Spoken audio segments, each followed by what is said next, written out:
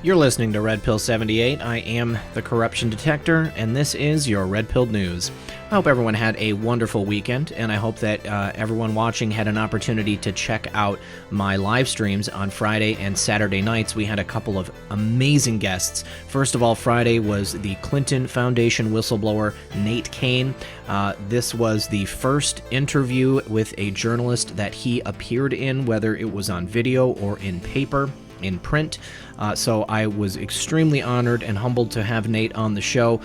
We talked about a lot of wonderful things, notably a project that he's working on, Operation Bended Knee. So I encourage you all to go ahead and take a look at that video and see what we were talking about. Also, on Saturday, we had my good friend Steve Outram on the show. Steve is an excellent researcher, and we talked about a variety of topics, so that was amazing. And then after that, we had Thomas from True Reporting. All wonderful, extremely intelligent conversations, and I look forward to having all three of them back on the show sooner rather than later. First of all, today, we have breaking news that the Dem-controlled House Judiciary Committee has taken their first steps to hold Bill Barr in contempt of Congress for refusing to come in and testify to answer questions to their own aides because they were too lazy to direct questions to him themselves. I think that was a really disrespectful move on behalf of the Democrats, and Bill Barr has every right in the world to decide not to come and speak to them under such circumstances. We're going to get into this in just a moment, but real quick, a word from my sponsor. Guys, there's a couple of stories out there right now that are pretty important but are not receiving much attention. First of all, you've got this one from the Times of San Diego about California's big three utilities claiming that they're going to be cutting power during fire weather. That's pretty crazy. Also, you've got this assessment of damage to the U.S. energy grid after the first cyber attack that they recorded. And then, of course, we had the North Korean missile test that took place very recently. Just because they're not being talked about much doesn't mean they're not important. We should definitely be paying attention. You need to ask yourself a question. If the power went out for a couple weeks, or if your credit card could no longer be used, would you be able to feed your family? If the answer is no, then it's definitely time to act. I'm prepared, and I use my Patriot Supply for my emergency food supply, and I think you should too. You can start with a 2-week emergency food kit. You can order them for a limited time. It's a low price, and you'll save $62 when you go to my special website. It's www.preparewithredpill78.com. These kits include breakfasts, lunches, and dinners, and they last up to 25 years in storage. You know, when it's breaking news, it's too late to prepare. You can do this now and get your emergency food from My Patriot Supply at preparewithredpill78.com. That's preparewithredpill78.com. All right. So, the Dem-controlled House Judiciary Committee has taken the first steps to formally hold Attorney General Bill Barr in contempt of Congress for defying a subpoena for Mueller's unredacted report as well as the underlying grand jury materials. Now, the Judiciary Committee announced Monday that it will vote on a contempt citation against Bill Barr on Wednesday morning. The vote of approval will then send the resolution to the full House for consideration in a couple of weeks. The Attorney General's failure to comply with our subpoena after extensive accommodation efforts leaves us no choice but to initiate contempt proceedings in order to enforce the subpoena and access the full unredacted report, Nadler said in a statement. Attorney General Barr failed to comply with the committee's request for these documents and thereby has hindered the committee's constitutional oversight and legislative functions, the contempt citation states. Congress is therefore the only body able to hold the president to account for improper conduct in our tripartite system, and urgently requires the subpoenaed material to determine whether and how to proceed with its constitutional duty to provide checks and balances on the president and executive branch, the contempt citation states. Otherwise, the president remains insulated from legal consequences and sits above the law. Ranking member of the Judiciary Committee, Representative Doug Collins, blasted Nadler in response to the contempt citation. Democrats have launched a proxy war smearing the Attorney General when their anger actually lies with the President and the special counsel, who found neither conspiracy nor obstruction, Collins said in a statement. Nadler gives the Justice Department a 9 a.m. Monday deadline to comply with the committee's new offer, which includes allowing more members of Congress to look at a less redacted version of Mueller's report. Nadler also wants Barr to seek a court order to grant lawmakers the right to view the underlying grand jury material. Barr blocked the grand jury material from the public and Congress to protect innocent people who have not been indicted, and Barr held his ground. Under special counsel rules, Attorney General Bill Barr didn't even need to release Mueller's report to the public or to Congress. The unredacted version of the report is in a Schiff for certain lawmakers to view. However, only 2 lawmakers have actually viewed the less redacted version of the report. Barr was scheduled to appear before the House Judiciary Committee last Thursday, but things began to go sideways after Chairman Jerry Nadler proposed changes to the format. Bill Barr was a no-show and refused to testify before the House Judiciary Committee on Thursday morning. House Judiciary Committee members, under the leadership of Chairman Nadler, voted last Wednesday morning to have staffers and experts question Attorney General Bill Barr in their committee hearings on Thursday. This kind of format is unheard of. In over 206 years of the House Judiciary Committee, staffers have never questioned a witness, let alone the U.S. Attorney General in an oversight hearing. Nadler and the Democrats did this on purpose to create chaos and make it appear that Attorney General Barr has something to hide so they could hold him in contempt. Now, what's incredibly ridiculous about this whole thing is that, as stated in the article, Attorney General Barr has made an unredacted version of the report available for the senators and congressmen to view in the Schiff. And as also stated, only 2 people have even bothered to do that. The people that are named in the grand jury materials have every right in the world to not have their information exposed and then leaked to the press, because it will cause defamation to them and probably impugn their characters. So what these congressmen are willing to do is to destroy the rights of average, everyday citizens here in America based upon the predicate of their hatred for the president. And their hatred is so unfounded, it defies logic under any circumstance. I defy anyone to give me a good reason why the actions of these people are merited. There is such a travesty taking place here in this committee. And again, the rights of average Americans are being trampled and just completely trod upon. Now, here is a clip from the official Trump war room. We have Jim Jordan appearing on Maria Bartiromo yesterday morning on Sunday Morning Futures. Let's take a listen. These guys are bound and determined to go after the Attorney General, to go after President Trump, and not going to focus on what we need to do to help the country. So I think they're nervous about Bill Barr, because remember what he said 3 weeks ago in front of the Senate Finance Committee. He made 4 important points. First of all, he said spying did in fact take place. Second, he said there is a basis for his concern that the spying wasn't properly predicated. Third, he said there was a failure of leadership at the upper echelon of the FBI. We know that's for sure. Comey, McCabe, Baker, Strzok, Page. We know there was a failure of leadership there. And then fourth, he used 2 terms that I've never really heard before, and my guess is most Americans haven't. He used the term unauthorized surveillance, and he used the term political surveillance. So the Democrats are scared. And frankly, I think when we're talking about obstruction of justice, the real obstruction of justice is what Democrats are trying to do to the Attorney General. They're trying to stop him by all these things, this contempt and not having him come testify. They're trying to stop him from getting the answers that we just talked about. And that's exactly it. They're doing anything they can to obstruct the actual crimes that were taking place, the investigation of those actual crimes that took place. There was unauthorized surveillance. There was political surveillance. This is an unprecedented time in American history, and the Democrats are going to be the focus of all of these investigations that are now taking place. Anything they can do to impugn the character of Attorney General Bill Barr is in their best interest. However, it is not in the best interest of the American public. It is not in the best interest of the president. It is not in the best interest of the Department of Justice, which is now under the firm and even-handed leadership of Attorney General William Barr. Jim Jordan makes an excellent point here. It's nervousness. They are so scared out of their britches because they know that when the actual investigations take place into actual crimes that were committed, They will be the ones who suffer, not the president, not the attorney general, who is doing everything in his power to follow the letter of the law. It will be people like Jerry Nadler. It will be people like Adam Schiff. All the more reason for these names not to be released in an unredacted version of the Mueller report, because as soon as someone like Adam Schiff sees them, we know that they'll be reported on at CNN. Now, speaking of actual crimes taking place, Hillary and Bill Clinton have been failing miserably at their publicity tour that they've been taking around the globe.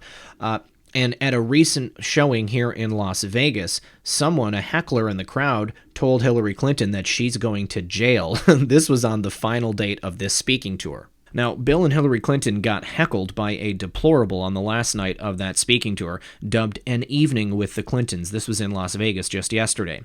At the opening stages of the speaking event, a man who described himself on Twitter as a combat veteran heckled Hillary Clinton and told her she's going to jail. I'm a deplorable, the man yelled. You're going to jail, lady. AJ sends his regards. Members of the audience moaned as Hillary got heckled. Hillary Clinton responded to the heckler and said, "We have some people who'd rather shout than talk and listen." Of course, the crowd full of Clinton sycophants cheered her response.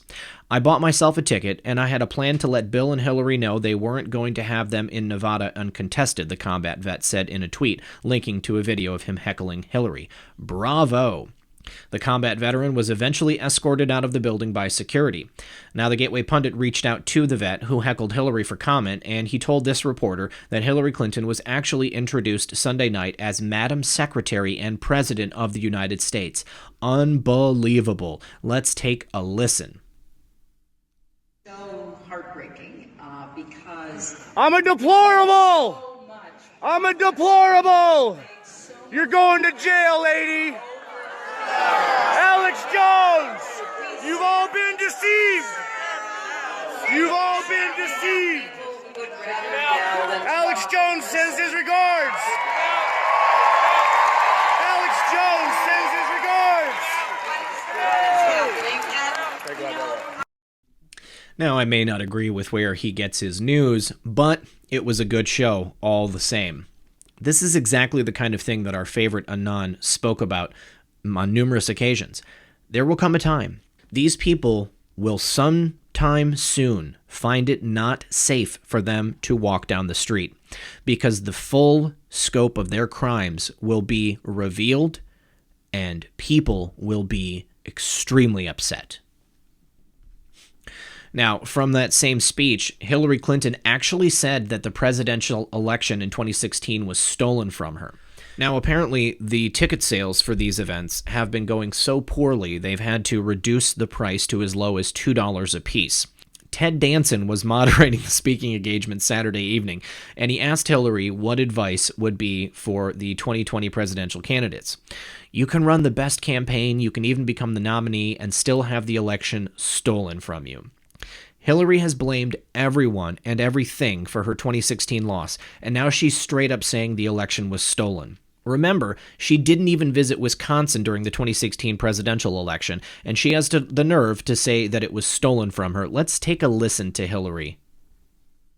Keep your eye on the whole landscape as it is moving forward, and I think it's also critical to understand that, as I've been telling candidates who have come to see me, you can run the best campaign, you can even become the nominee, and you can have the election stolen from you. And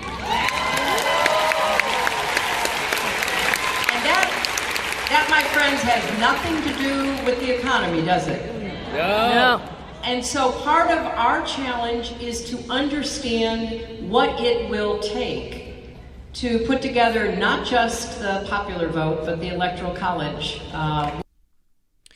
And don't forget these other many reasons for why Hillary Clinton most likely lost the campaign.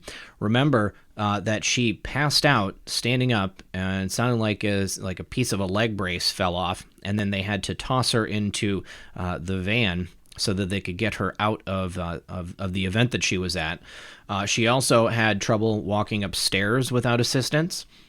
She also had some type of strange cough where she would frequently be unable to speak. It sounded like her lungs were filled with, like a pneumonia-like phlegm. And, President Trump won the 2016 election against crooked Hillary with an electoral landslide, 304 to 227. He won many historically blue states, including Wisconsin, the state that Clinton didn't even visit.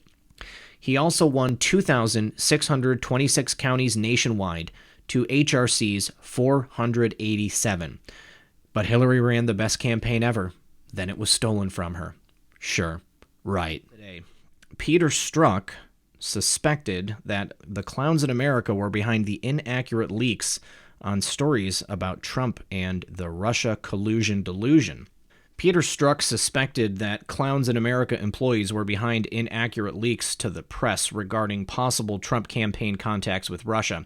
This was from an email that the former FBI counterintelligence official sent to colleagues in April of 2017. He is quoted here as saying, "I'm beginning to think the agency got info a lot earlier than we thought and hasn't shared it completely with us. Might explain all these weird, seemingly incorrect leads all these media folks have. Would also highlight agency as source of some of the leaks," Strzok wrote in an email to FBI colleagues on April 13, 2017. The email is highlighted in a letter that two Republican senators sent Monday to Michael K. Atkinson, the Inspector General of the Intelligence Community. In the letter, Senators Chuck Grassley of Iowa and Ron Johnson of Wisconsin asked Atkinson if he has investigated whether the clowns or other intelligence community agencies leaked information to the press. They pointed to a December 15, 2016 text message that Strzok, the lead investigator on the Trump-Russia probe, sent to then FBI attorney Lisa Page. "Think our sisters have begun leaking like mad. Scorned and worried and political, they're kicking into overdrive," Strzok wrote Page. Strzok did not identify a specific leak, but a day earlier, NBC News broke a bombshell story that Russian President Vladimir Putin was personally involved in the U.S. election hacks. The story was sourced to senior U.S. intelligence officials. Strzok's email several months later referred to another bombshell report, this one published by The Guardian, entitled "British Spies Were First to Spot Trump Team's Ties with Russia." The 2017 story claimed that British intelligence provided their American counterparts with information about possible Trump campaign contacts and Russians in late 2015. In his email to colleagues, Strzok did not dispute The Guardian's report, but the article appears to have raised his suspicion that the Clowns in America, which is referred to in government circles as the agency, had intelligence that had not been shared with the FBI. Strzok believed some of the intelligence had been leaked to the media, even though it was inaccurate. Strzok was removed from the special counsel's investigation in July 2017 after the messages were discovered as part of an inspector general's investigation into the FBI's handling of the Clinton email probe. He was fired on August 13, 2018. Strzok, who was having an affair with Page, was a lead investigator on both the email investigation and the Trump-Russia inquiry. These texts and emails raise a number of serious questions and concerns, Grassley and Johnson wrote in the letter to Atkinson. They are asking Atkinson to provide more information about the sisters and why they would have started the leaking. The Justice Department's Inspector General is investigating the FBI and Justice Department's handling of the Russia probe. Attorney General William Barr said on May 1st that the agency has multiple criminal leak investigations going on. He has also formed a task force to investigate the origins of the Trump investigation. Well, it would stand to reason that it would be the agency doing this leaking, because we know that John Brennan had been overseeing this investigation for far longer than what was previously discussed in the media or with even members of Congress. So the idea that the sisters would be these sister agencies that Strzok is referring to seems like a pretty sure bet to me. Now, also knowing the hatred that the agency had for President Trump and their desire under John Brennan to do anything to thwart his ability to lead or even the ability to enter the office, I think it's a very, very good chance that it was the Clowns in America that was leaking this information to the media. I think that we've all suspected that for a very long time. Now, next, I'm sure that everyone by this point has heard about the crisis in Flint, the water crisis in Flint. Well, some major corruption has been taking place throughout this whole thing. Not only the fact that they even allowed it to happen, and just incredible that they could have such disregard for the health and well-being of their citizens, but the manner in which they sought to clean it up shows that they really did it all without any type of interest in the health and safety of the residents of Flint. Now, the company, Flint, Michigan, hired to replace lead water pipes, had actually no experience with the work, according to a councilwoman and a contractor, despite that the city has received more than $600 million in state and federal aid for its water crisis. And the city ignored a model showing where wet lead pipes are and paid to dig up every yard, the vast majority of which had copper pipes, according to meeting minutes. The city also prohibited contractors from using an efficient method of digging holes known as hydrovac evacuation, Flint Councilwoman Eva Worthing told the Daily Caller News Foundation. That leveled the playing field for a contractor, W.T. Stevens, with no experience or the appropriate equipment, and let it bill far more to taxpayers, she said. All of these factors, she adds, needlessly led to more waiting for anyone who actually has lead pipes. Huge amounts of aid dollars, including $100 million from the Environmental Protection Agency, have flowed to the small city of 90,000 residents to address lead in its water supply, even though it doesn't have a chief financial officer and until recently its finance chair was a gun felon. The federal money should be a good thing for the city, Worthington told DCNF, but given the mismanagement of the pipe replacement program, I am concerned that it's not going to get used properly. The city chose to dig up yards that they knew were copper, and they decided to hand dig instead of hydrovac, Worthington told DCNF. That was because W.T. Stevens didn't have the ability, and you get more money digging by hand. It costs $250 to hydrovac versus thousands to dig a large hole without the equipment. They're drilling every which way, junk flying everywhere. They didn't realize what they're doing to the structure of the house, he told the DCNF, saying the unskilled work could damage homes' foundations. W.T. Stevens hired people with no experience. Some of them seemed like they were fresh out of jail. W.T. Stevens, which has received $22 million in contracts from Flint since 2016, didn't pay him as promised and eventually cut him out of the deal, Monk alleges. A lawyer for W.T. Stevens denied wrongdoing but declined to elaborate, citing an ongoing lawsuit. Mays has boasted about the money the city awarded to W.T. Stevens. On April 27th, Mays said, "We've taken in over $647 million. This is where the money is at. We've received about $167 million for pipe replacement." He added that he's proud that Flint broke records for giving black folks money through contracts, naming W.T. Stevens. The company is owned by Rhonda Greer, a black woman and a wife of a former NBA player.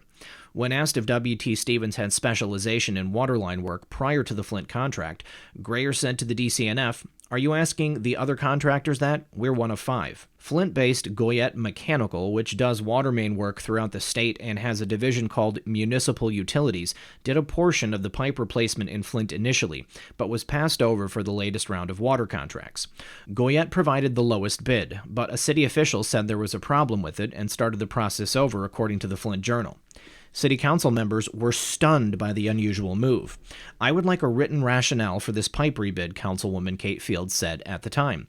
Unless I see something that's really legitimate, my opinion is that this has been corrupted once again, she said, referring to the decision to throw out Goyette's low bid and start over. Goyette provided a price per linear foot of pipe as the city requested, a company official, Joe Parks, told the DCNF, but also offered an alternative flat rate per house. The city said that offering that option made the bid improper, then took the idea and had all the other companies bid on flat rates too.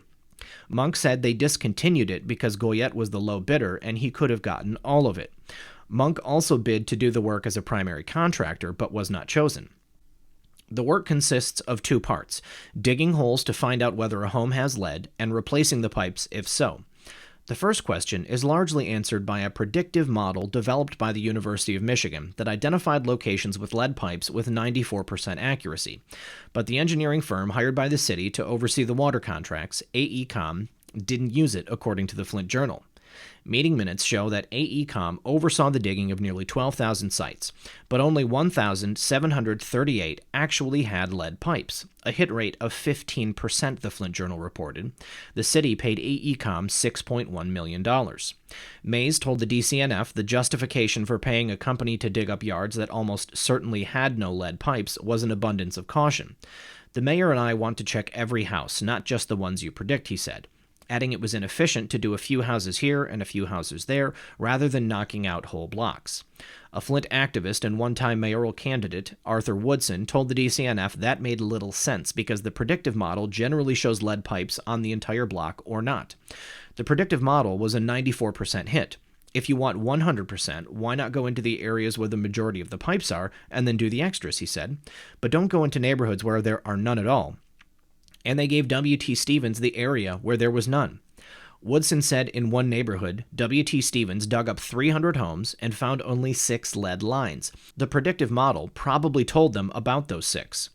Meeting minutes included testimony charging the contractors were more concerned with making money than they were with helping residents, and that a top advisor to Weaver tried to steer money to W.T. Stevens. Essentially, the contractors only want to focus on properties where they will make the most money and are most convenient for them to work, AECOM official Darby Neidig told city officials according to an October 2016 meeting minutes.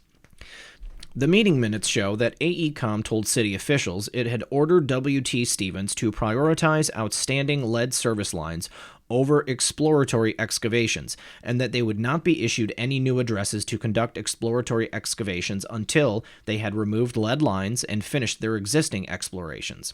But the mayor's chief counsel, Aoni Gilchrist, said that AECOM should not wait until W.T. Stevens has finished with the replacements that they have been issued before giving them more addresses, according to the minutes. He stated that AECOM would have trouble out of him if they didn't issue W.T. Stevens more addresses. Gilchrist is a longtime political operative in Flint who once forfeited $52,000 to the government after the FBI received a tip he was running an illegal gambling business and the police seized evidence of a numbers-running operation. He was never charged criminally. The mayor's spokeswoman, Candace Mushat, declined to answer questions from the DCNF about Flint's handling of water contracts.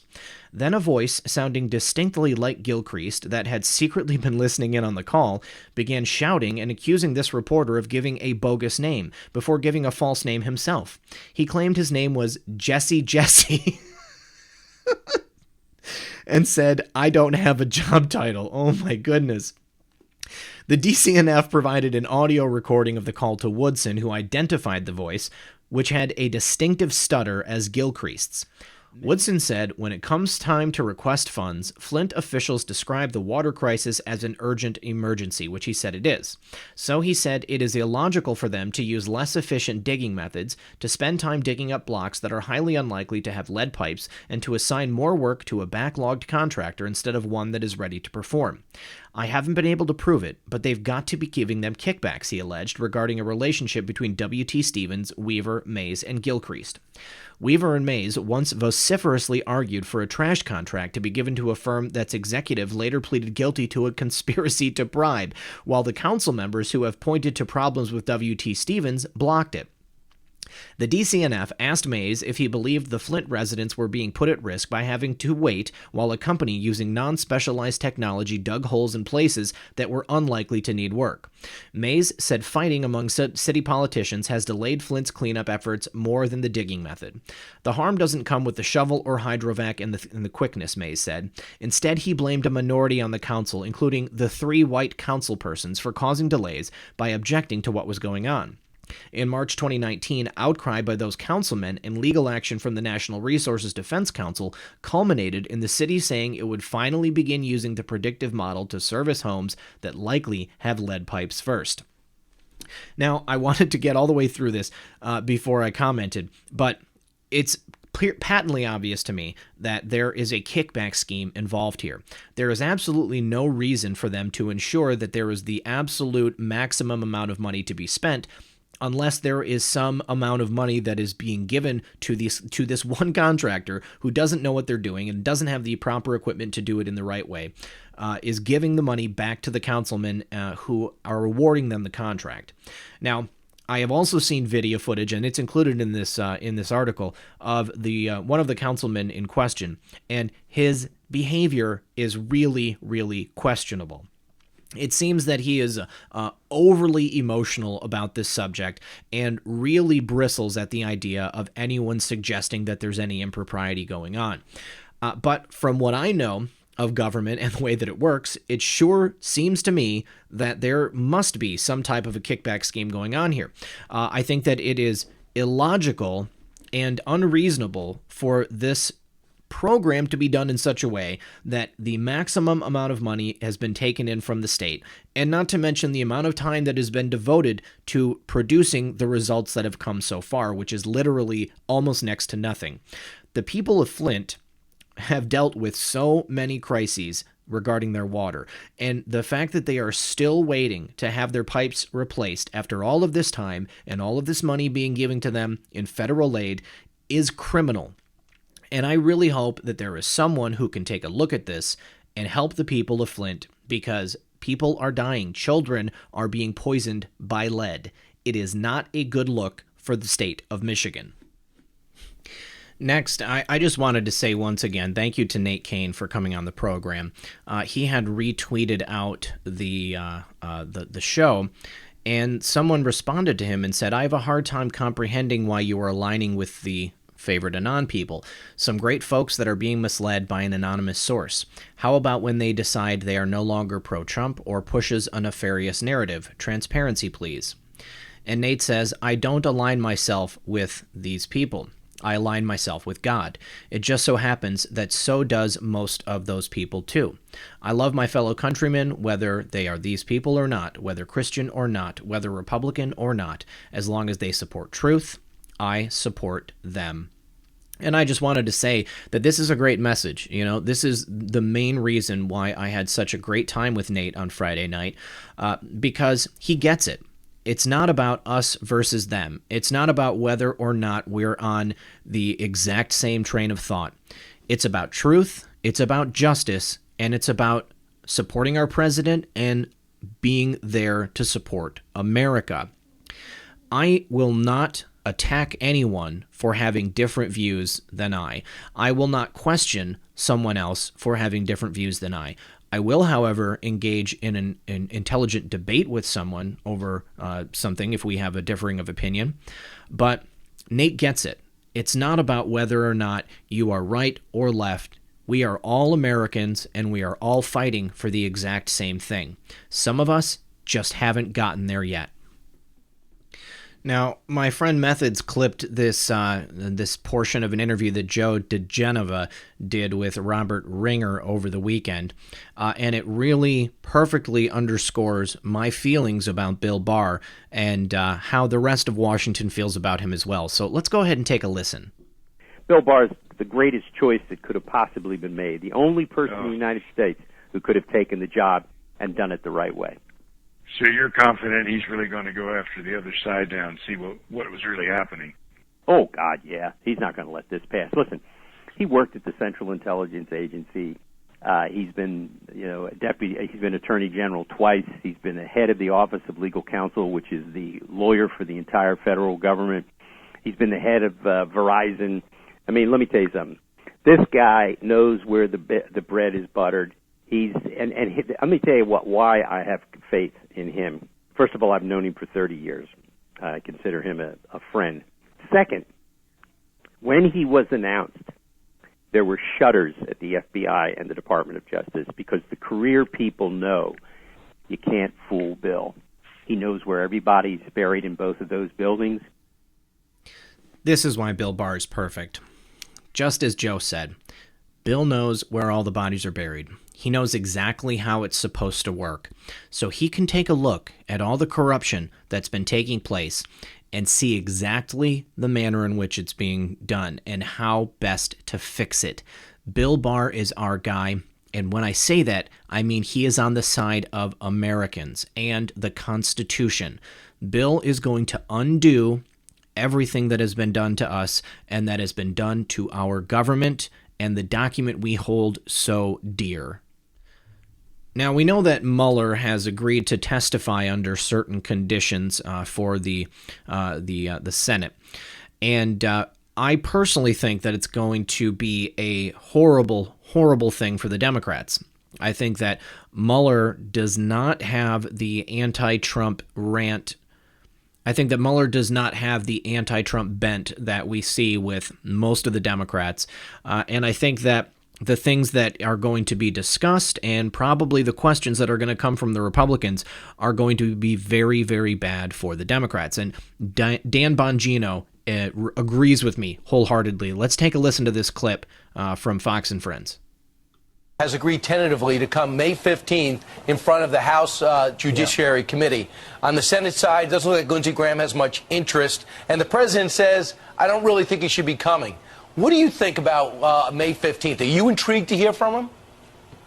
I am, and I'll tell you, Brian, I think this is going to blow up spectacularly in the Democrats' faces. There are two key questions Republicans should ask of Mueller here. The first should be, when exactly did you conclude via your investigation that collusion was a hoax?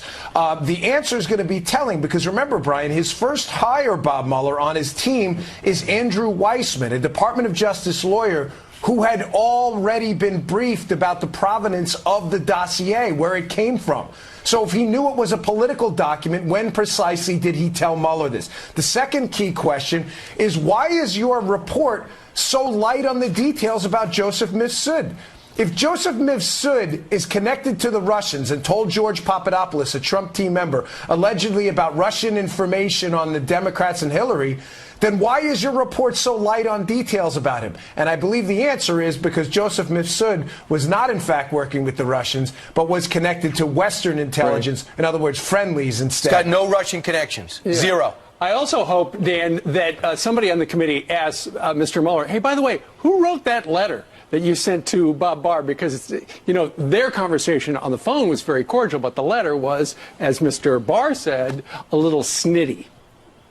Yeah, there seems to be some significant cognitive dissonance here. Mueller tells, Barr's already admitted they're friends, right? Bill Barr, I'm not putting words in his mouth, that Mueller called him. He said the letter wasn't inaccurate, but they were concerned a bit about the media coverage. So, yeah, you're right. That is a good, well, who on your team then was so concerned? Yeah. And why didn't you just pick up the phone rather than putting it down on paper? The answer is obvious. They wanted the letter leaked to make Barr look bad. Once again, another ploy used by a Democrat on Mueller's team has, blown up in their faces. It is patently obvious that they were trying, again, to make Barr look poor in the public eye. He and Mueller are friends. There was absolutely no reason for that letter to be written, and it was completely misconstrued by the media. So once Mueller gets in front of the committee, I think that we're going to have some extremely interesting answers to some extremely tough questions. All right, and finally, we've got an interview with Matt Gaetz from Fox Business in regard to the struck page texts. So let's take a listen. I'm going to ask Robert Mueller why, when he fired Peter Strzok, he never inquired as to the specific text messages about an insurance policy, about saying to his lover, Lisa Page, no, we'll stop him. What did those things mean? I'm sure curious. I think the American people are curious, but Robert Mueller never even asked. He never even wondered what evidence might have been polluted by Peter Strzok or Lisa Page. And remember, Peter Strzok is the person who initially opened up on George Papadopoulos.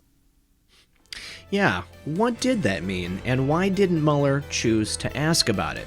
It seems to me that would be the first thing that you would be asking about. What is this insurance policy? Either Mueller already knew, or Mueller didn't care.